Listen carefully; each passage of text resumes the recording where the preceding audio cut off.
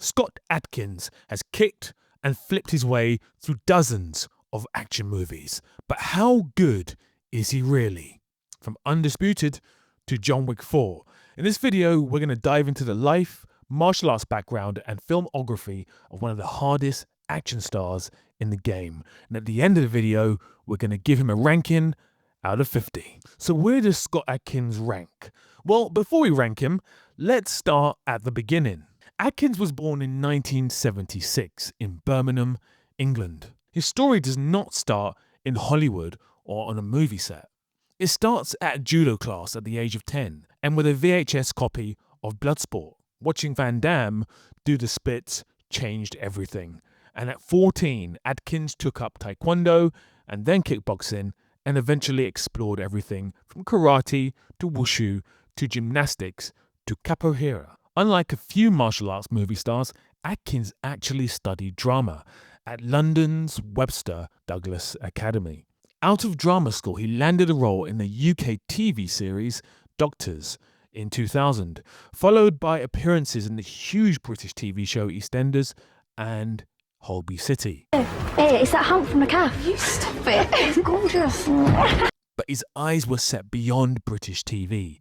He wanted to work in martial arts movies. And as chance would have it, through his contacts in the martial arts world, Adkins was introduced to Bay Logan, a British Hong Kong cinema expert who was working as a producer and screenwriter through Media Asia and Jackie Chan's team in Hong Kong at the time. This led to him being cast as the henchman in The Accidental Spy in 2001, starring Jackie Chan. It was a small part, but it got him in the room with the right people. And from there, he got to work with Hong Kong action masters like Ye Wong-ping, the legendary choreographer of The Matrix and Crouching Tiger, Sammo Hung, the action director behind SPL and countless martial arts classics, and Corey Yun, the director of The Transporter and the fight choreographer for Jet Li. From there, he learned various styles of movie making when it came to action movies like full contact rhythm, mastery of timing and camera angles, and endless takes until the move is perfect. This period was like a martial arts boot camp for screen performance. It toughened him up, taught him cinematic discipline, and proved that he could hang with the best in the world.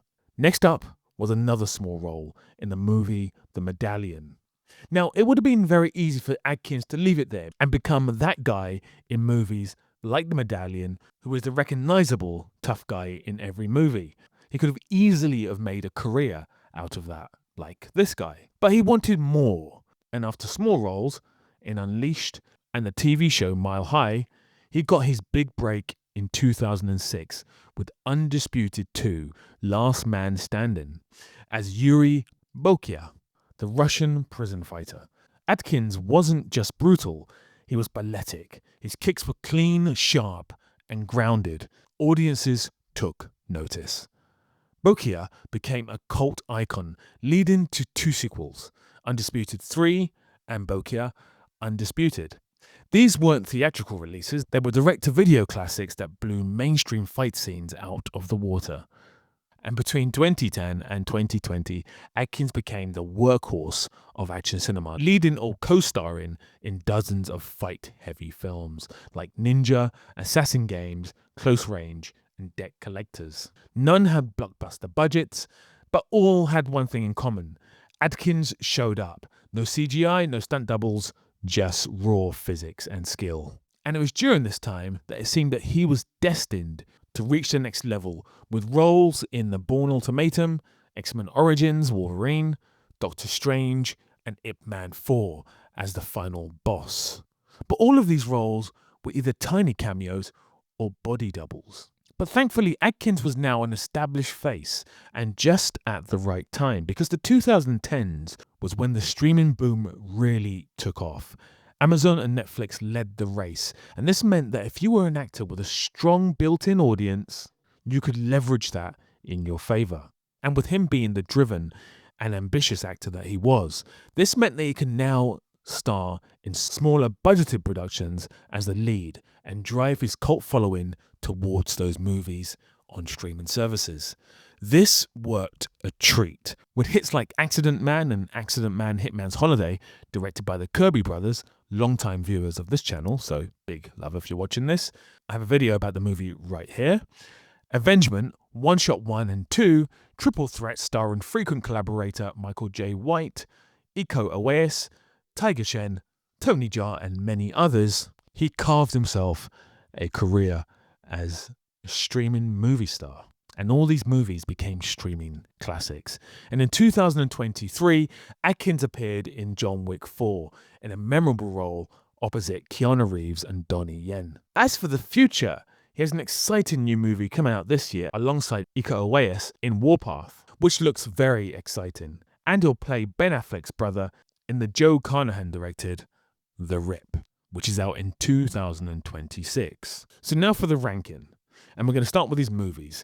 His filmography is perhaps where he shines and also where he's also let down. With blockbuster movies like Doctor Strange, Ip Man 4, X-Men Origins, The Grimsby Brothers, The Expendables 2, The Bourne Ultimatum, he has had a stellar career. However, a majority of those have been in smaller roles. There was also serious calls for him to be the new Batman, which would be awesome.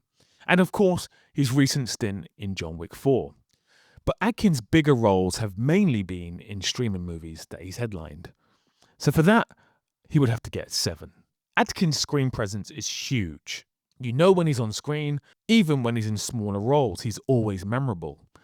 And as a leading actor, he looks the part. One of the areas he really stands out here amongst his peers is his ability to do various accents, with his Eastern European, Russian-like accent being particularly good. You're going to get your bloody head kicked in. Come and have a go if you think you're hard enough! As well as his ability to shift between various UK accents and a pretty good American accent. Not many action stars in the history of Hollywood can say that. So he gets a 10. For skill, Adkins really stands out amongst a lot of other martial art actors because of his knowledge of so many different disciplines. His ability to switch up styles is incredible. And more than anything, his training in gymnastics really shows on screen. Now, of course, in a real fight, those skills wouldn't exactly be helpful. But on screen, they're a joy to behold. And for that, he gets a 9.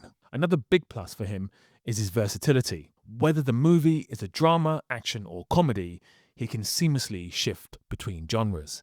Adkins' performance in Avengement, which is first rate, was pure drama, whereas his performance in Accident Man and its sequel are dark comedy. Again, not many action stars have range like that, and therefore it's another 10.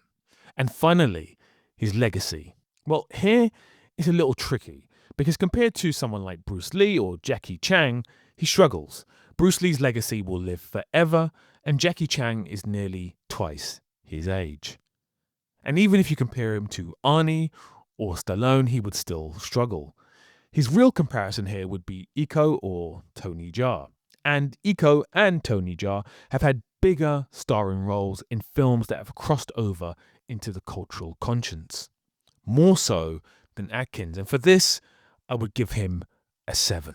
But he still has a long career ahead of him, so I'm sure that will change. So in total, the legendary Scott Adkins gets 43 out of 50.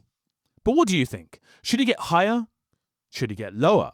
And tell me, which action stars shall I rank next? So your help would be greatly appreciated if you could really get this video out there with the likes and with the subscribes. Big love, and I'll speak to you soon.